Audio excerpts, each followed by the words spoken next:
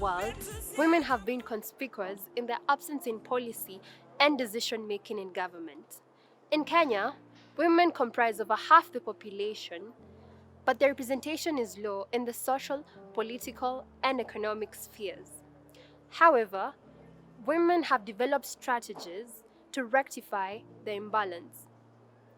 Many have walked the path diligently and with unparalleled commitment, such as law, media, and academia. Their diligence and unrelenting struggle is reflected in women leaders' efforts in organizing seminars, workshops, education tours, and public workshops to educate women on their rights. Movements such as Maendeleo ya Wanawake, Federation of Women Lawyers, Association of African Women Research and Development, African Women Communication and Development Network, among others, have been at the forefront in raising women's interests to the highest levels of leadership. They have also provided platforms for women to express their desires, needs, and concerns, as well as develop structures, values, and a form of resistant ideology to push their agenda. In this series, we focus on Alice Yano, Dr. Idah Gachukia, Honorable Phoebe Asiyo, and Dr. Idah Odinga, who have fought and negotiated for women's agenda. Alice Yano is a lawyer, member of the Federation of Women Lawyers, former commissioner at the now defunct Constitution of Kenya Review Commission, CKRC. She joined the women's movement through the Maendeleo ya Wanawake to offer pro bono services to women who could not raise legal fees. She was recommended to become commissioner of Rift Valley at the CKRC by Maendeleo ya Wanawake, a position which she won amidst gender-based opposition. Maendeleo ya Wanawake, which was strong in those very particular days, came looking for me and asked me if I could join them in terms of doing legal services for them, in terms of advising them on issues women. And that is where my point of women representation, that is where my mind turned and said, yes, it is me who can be able to assist our women. That is way back in 1996, and I'm not tired working for women. Thereafter,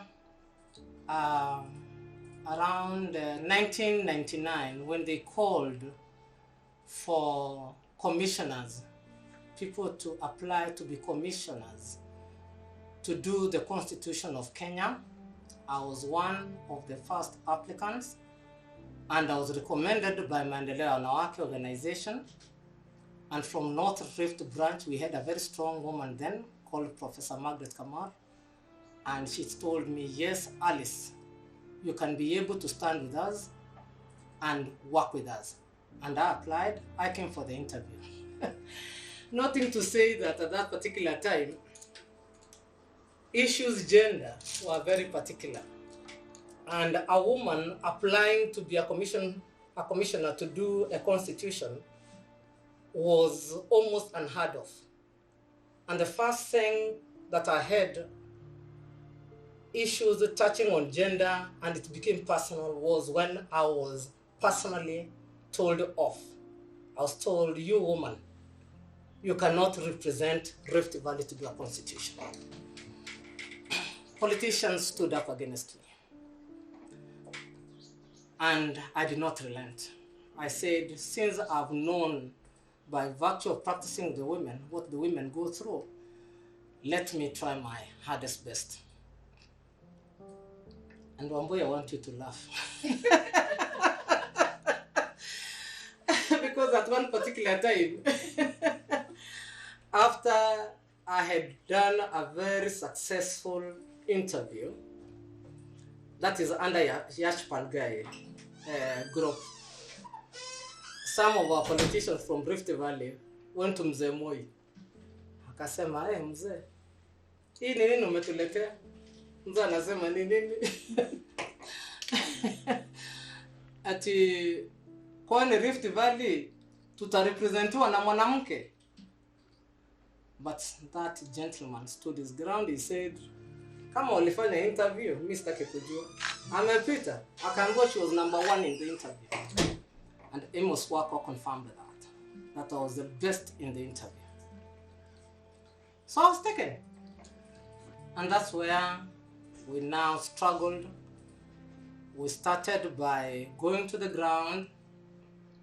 We were 15 in number, but before that, issues came that, of course, there was another group, the civil society, that was left out.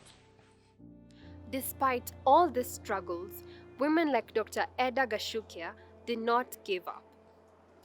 Dr. Idah Gachukia is a Kenyan educationist, entrepreneur, and co-founder of the Riara group of schools that includes Riara University. She narrates how she kept the faith and fought for women's representation despite the hurdles, and even led a women's delegation to Mexico. Today I can say I'm happy I didn't resign. Yeah, that's when you subject yourself to being called names and who are you fighting for and all that kind of thing. You know how men feel offended, especially if they didn't get on with their wives. They take it out on you. Yeah, that is the only time I felt disadvantaged in Parliament. But we had other women. We had Honorable Dr. Julia Ojambo, who was an assistant minister. She was my classmate in high school. There was Phoebe Asiyo. There was Grace Onyango, of course. She was a veteran. She was deputy speaker and very authoritative and a woman to admire any day of the week. I think there was another one because we were the fourth. And that you know, with a few more, more of us, I think I felt a little more comfortable because these are people I could call together. I was no longer too young to convene anything. I was also happy to work with them because then they would help me with their constituency issues affecting women and children. As mentioned by Dr. Idah Gachukia, women like Honorable Phoebe Asiyo have been firm and defiant in voicing women's issues in Parliament. For instance, in the presentation of the affirmative action in 1997, she used the analogy growing horns to refer to horns of development rather than backing off. She recalls, I remember one of them saying, oh, you woman, you want these women to grow horns. And I said, yes, horns of peace and development, that's not a bad idea. But it didn't work. My emotion was very badly defeated. as young women, we need to take part in building each other's individual capacity to push the agenda for women economic empowerment and increase women political representation, as Dr. Idah Odinga envisions. We want to see more women coming for these seats, particularly the young women. Like if you look at the members of parliament, it's composed of very many young men. Now, I would like to see the young women also venturing in that position. Because otherwise, in future, we'll still have this imbalance of more men versus women. Dr. Idah Odinga is a Kenyan educator, businesswoman, and activist. She's the wife to the Right Honorable Raila Odinga, the former Prime Minister of Kenya. Political parties should go and identify every political party we know in this country.